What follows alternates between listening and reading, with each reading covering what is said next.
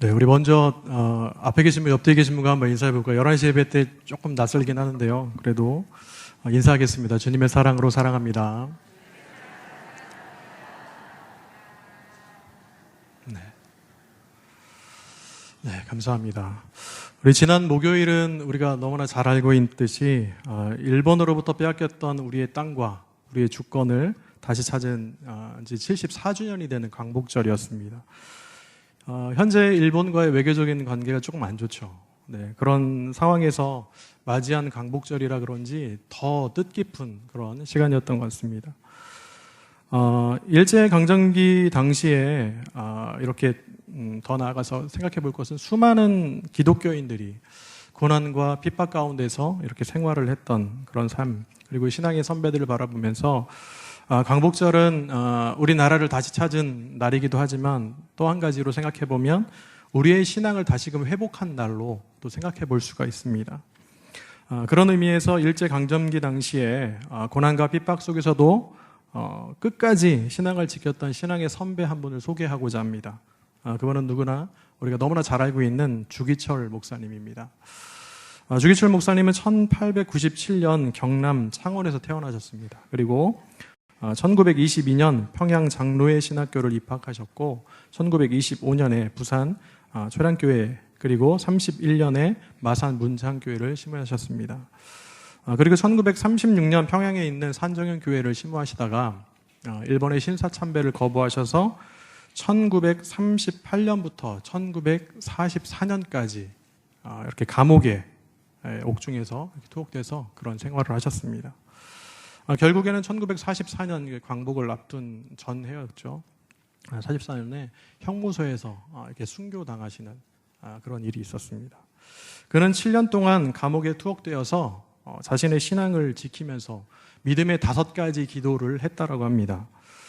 기도문을 잠깐 살펴보면 이런 제목으로 되어 있더라고요. 첫 번째가 죽음의 권세를 이기게 하여 주옵소서. 네, 두 번째가 오랜 기간이죠. 장기의 고난을 견디게 하여 주옵소서. 세 번째가 노모와 처자와 교우를 주님께 부탁합니다. 네 번째가 의에 살고 의에 죽게 하여 주시옵소서. 다섯 번째가 내 영혼을 주님께 부탁합니다. 네, 7년 동안 기도했던 기도 제목이 이렇게 되었습니다. 이처럼 신앙을 지키며 투옥 생활을 하던 이 주기철 목사님, 마지막으로 다음과 같은 유언적인 설교를 남기고 순교하게 됩니다. 이런 설교를 했다고 합니다.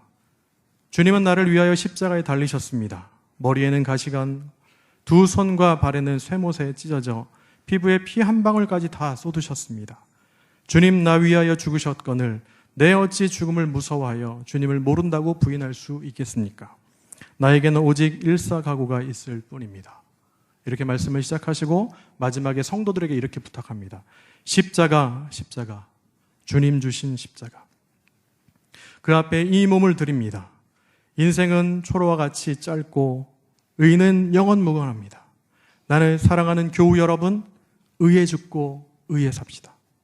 의를 버리고 예수님을 향한 의를 버리고 산다는 것은 개짐승만도 못합니다.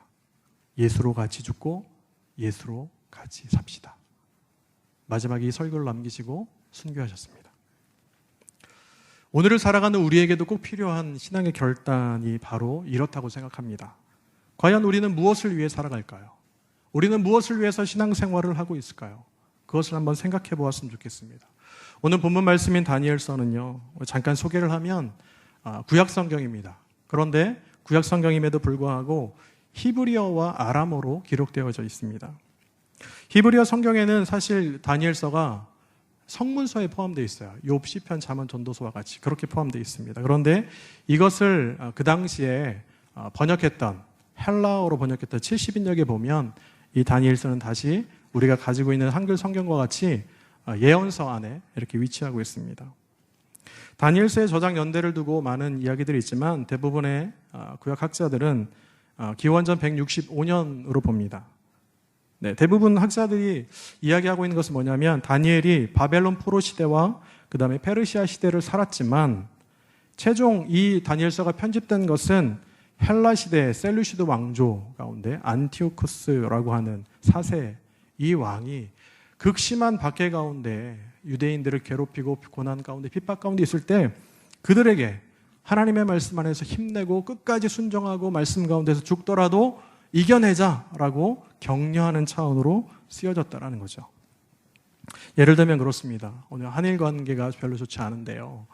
이 시점에서 애국을 막 이야기하고 싶어요. 그리고 이것을 이겨내자라고 이야기하고 싶을 때 누구를 가지고 오냐면 조선시대에 살으셨던 이순신 장군의 이야기를 꺼냅니다. 그러면서 우리도 정말 이 나라를 위해서 이 한 몸 바쳐서 나라를 사랑합시다 라고 2019년도에 쓸 수 있어요.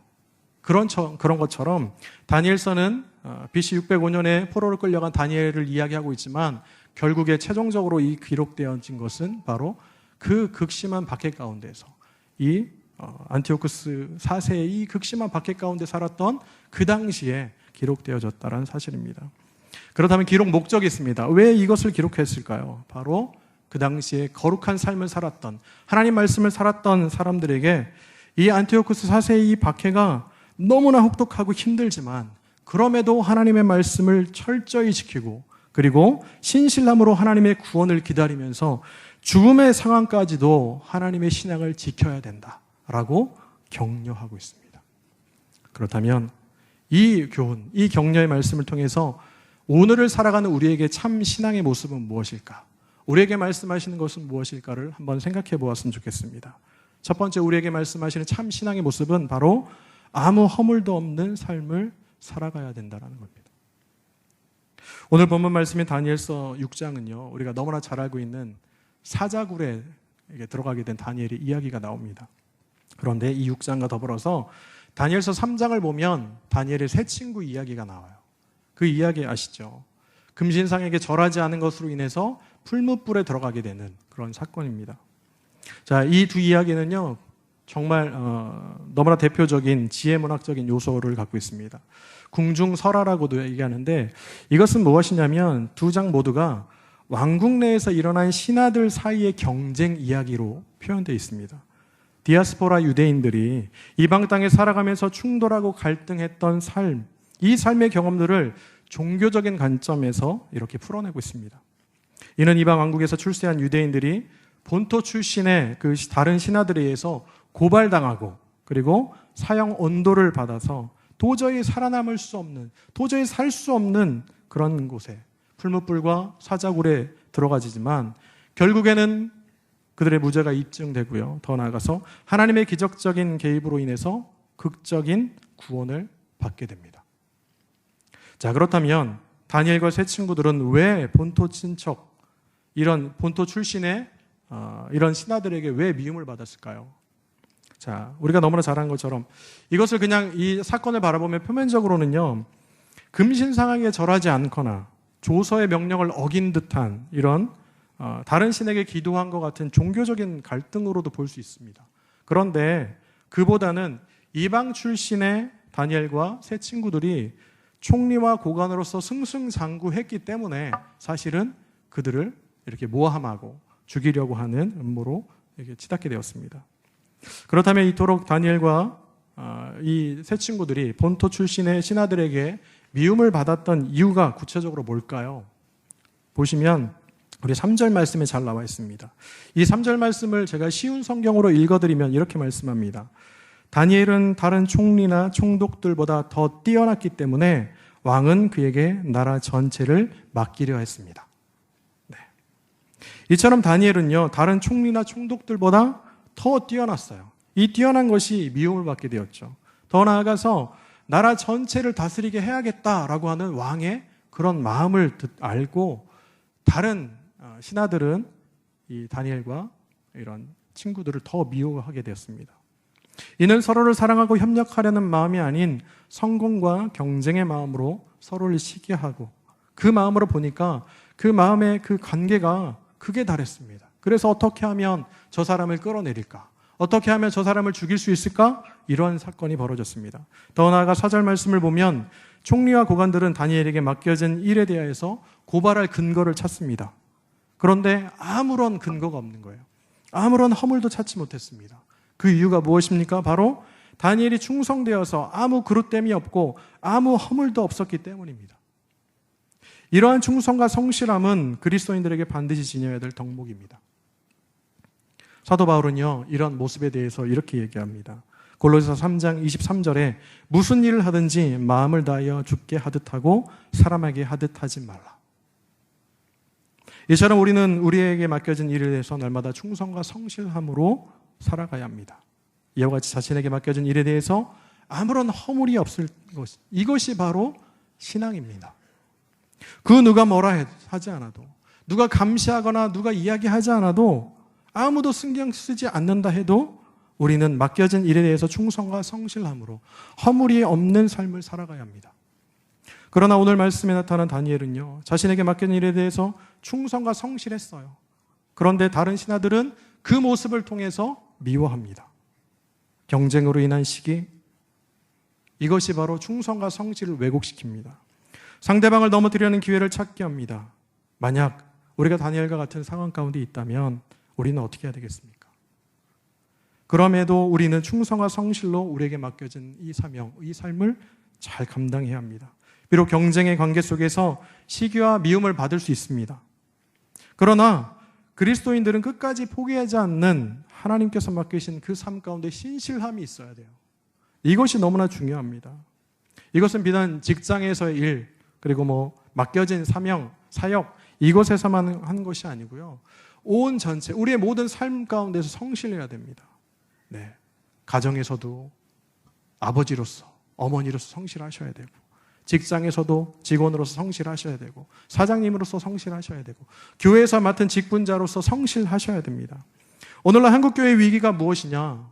제가 생각할 때는, 제가 잘 아직 몰라서 그럴 수도 있지만, 교인 수가 줄어들고 재정이 주는 게 한국교회의 그런 문제가 아니에요.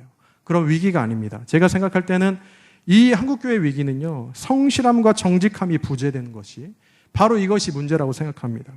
세상 사람들이 교회가 성실하지 않다고 비난합니다. 세상 사람들이 교회가 정직하지 않다고 비난해요.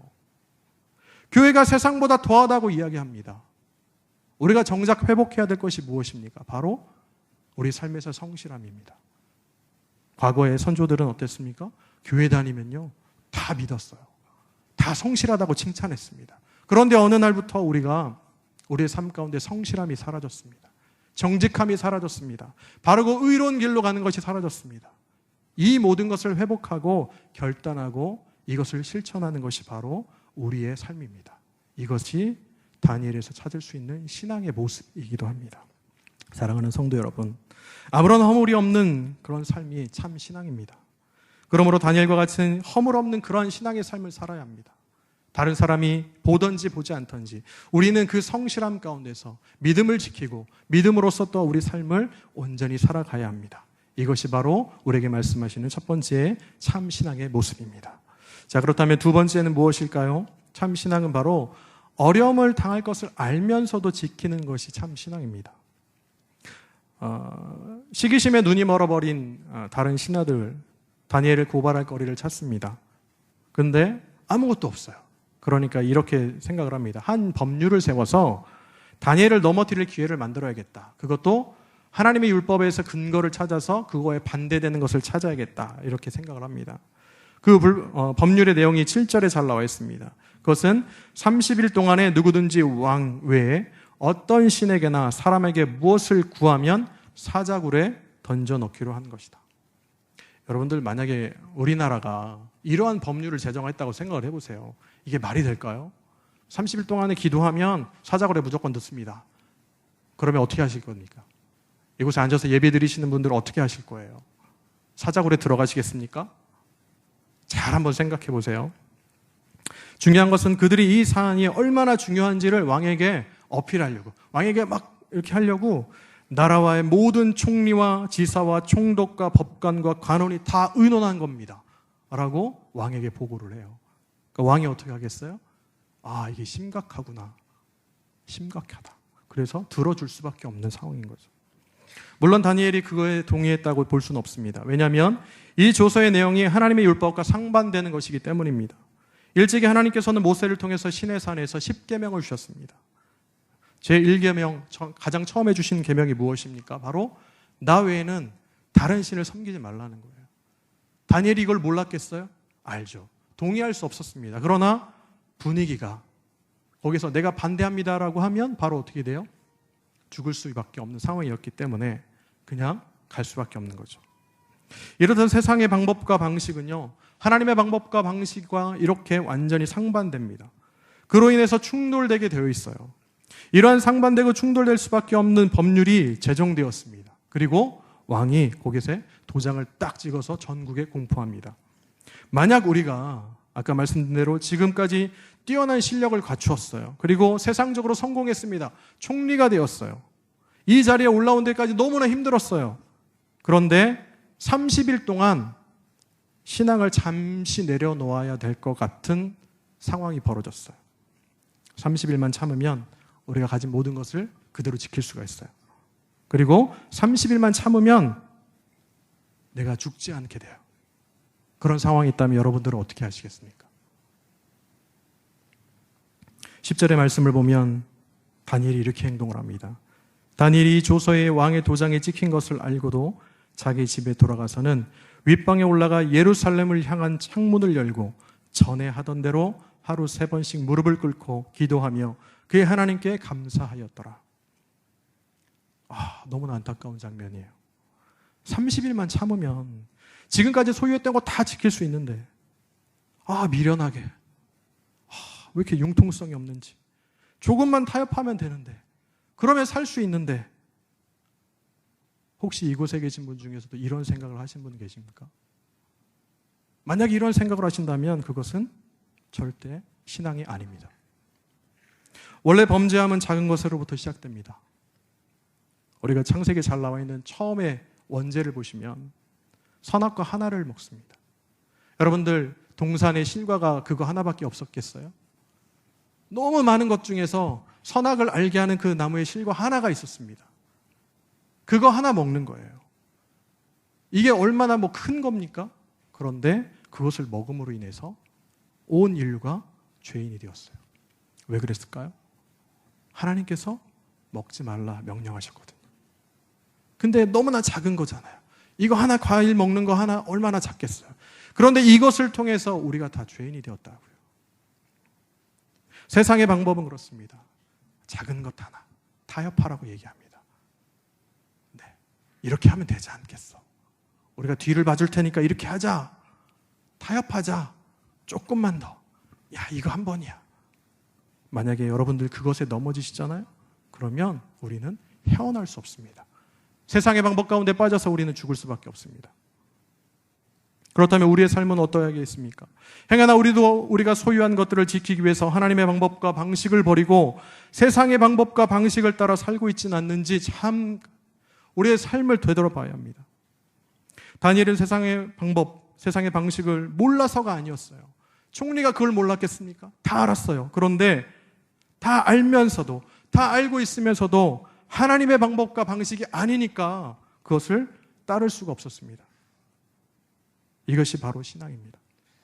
당장 나의 모든 것, 내가 가지고 있는 것 다 잃을 것 같아요.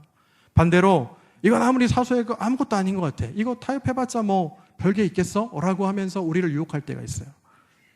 그런데 하나님의 방법과 방식이 아니면 우리는 타협하지 않아야 돼요.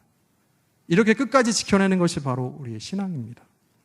우리는 이러한 삶을 살아가야 합니다. 또한 한국교회가 회복해야 하는 것이 바로 이 신앙의 모습입니다. 그러므로 다니엘과 같이 어려움에 처할 것을 다 알아요. 물론 하나님께 기도할 수 있습니다. 하나님, 이 어려움이 넘어가게 해주십시오. 기도할 수 있어요. 그러나 그럼에도 우리에게 이 어려움이 찾아온다면 우리는 어떻게 해야 될까요?